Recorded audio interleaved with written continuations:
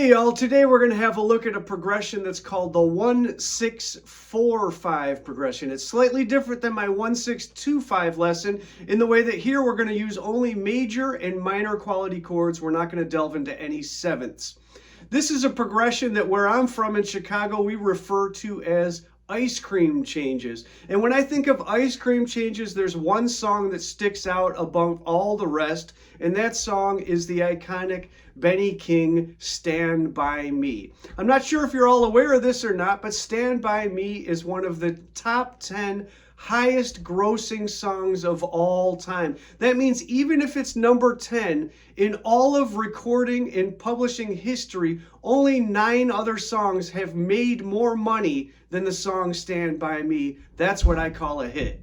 To have a look at this progression today, we're going to be in the key of A, and our 4 chords are going to be A, F sharp minor, D, and E. The chord shapes that I'm electing to play on A and F sharp minor are just your standard bar chords, but on D and E, I don't know if you're hip to this shape, but it's essentially C as a moving chord or as a bar chord.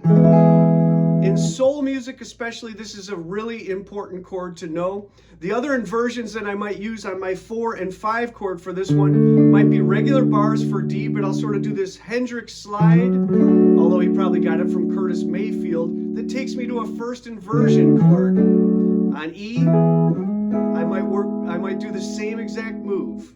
Another technique I'd like to show you on this song is adding some bass notes to my accompaniment. In this case, I'm not trying to transcribe or recreate the exact bass line that you hear on Benny King's version of this song, but I'm just trying to show you a concept of bass lines that I read about some years ago that's called Where Am I Going? The idea is that I'm going to let the root notes of each chord I'm playing show me where I'm going, and I'm going to take the notes of the scale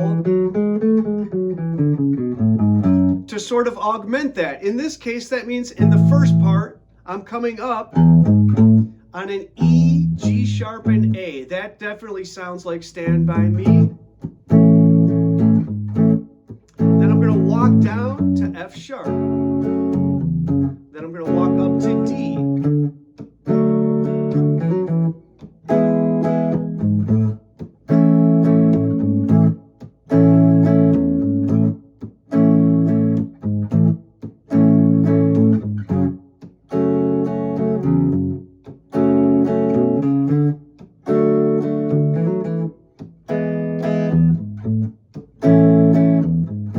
That might be indicative of a style that I would play if I was accompanying a singer, especially if it was just guitar and voice, because of the fact that it adds some percussiveness and some orchestration to my accompaniment part. But many times I've been hired to play this type of a progression in the studio and to add just a moving guitar part to it. And what I do when I'm playing that is I try to connect my scales, chords, arpeggios, and put all these techniques together to sort of create moving lines that are almost reminiscent of what a piano would play more than what a guitar would play. I'm definitely using the bar chord shapes that I showed you before, but I'm also using 4-note versions of triads. In this case, I'm playing an A triad on the 5th fret, but I'm doubling my root. F sharp, I might do the same thing. Again, I'm going to use this bar chord shape for the D and the E or other versions of that. I'm also going to augment all of these shapes by using different intervals like thirds, fourths, sixths, anything that I can do to create moving lines and add double stops to what I'm doing.